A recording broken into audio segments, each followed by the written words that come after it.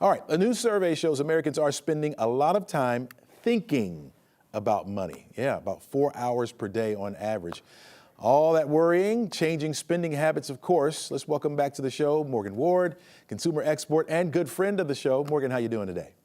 Great. How are you? Thank you. Doing pretty good. When we say Americans are worried about their money, what does that actually mean? It means that people are spending a lot of time thinking about their financial concerns. I saw one article that says people are spending up to 4 hours a day thinking about what they're worried about and thinking about the uncertainty in their future. So that's like having a part-time job worrying about money at this point. Wow, something that's not making them money, Yeah, right? not Are, making money at all. are there specific things that they're worried about as far as the money goes? Yeah, I mean, there's a specific reason. So we have inflation, we have lack of savings, there's increasing debt, high interest rates, there's uncertainty about jobs, and then there's just the constant change. It's really hard to decide what to do with your money when you are unsure of how to anticipate your future, how much money you'll have, if you'll have a job, and that kind of thing. So there's lots of reasons that people are worrying about this, and a lot of people feel very alone in those concerns as well. Yeah, all valid concerns and reasons to be worried. Survey says that a lot of young people are worried about money. Why do you think that is?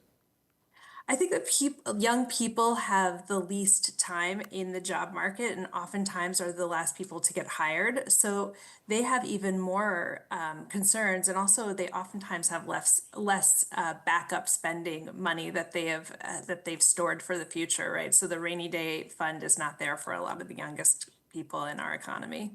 Seems like a lot of them are staying home, so they wouldn't have to worry too much about their money. They're worried about my money, right? Uh, True. well, it's changing our spending habits, obviously. Why does worrying make us a little bit more frugal? Why is that the case? Yeah, we have a bunch of reasons. One is that when you're spending so much emotional energy worrying, it's harder to engage in self-control. So you've spent so much energy thinking about your concerns that it's harder to stop yourself when you want to buy. And sometimes you just want to reward yourself, just feel a little bit better. So that often encourages us to buy more.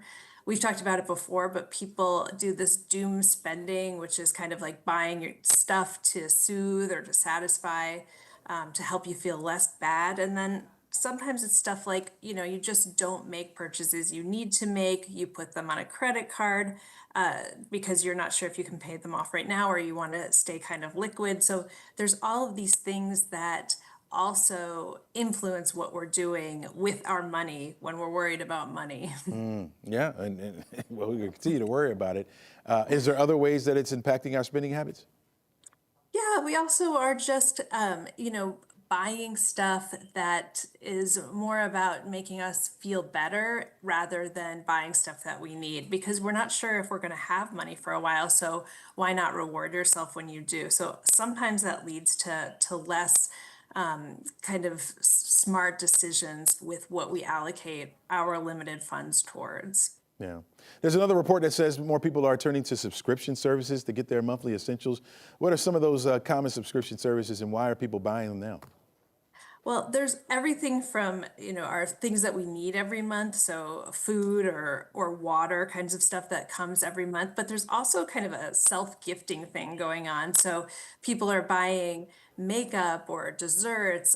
A lot of people are buying stuff for their pets, which we've talked about before. So, once a week, once a month, Fido gets a new toy or bone or something like that. So they're kind of these little built-in gifts that we can expect to get and look forward to, especially when we're having all of these other financial worries. We can expect exactly how much it's going to cost, and we don't have to make that decision every month. We've already made and predetermined that we're going to buy it. So now it's the money part is gone, the spending part is gone, and we just wait for the gift to come to us. So All subscriptions are right. just on the rise, and they continue to be on the rise. Gotcha. All right, Morgan Ward. If you need somebody to worry about your money, I'll do it for you.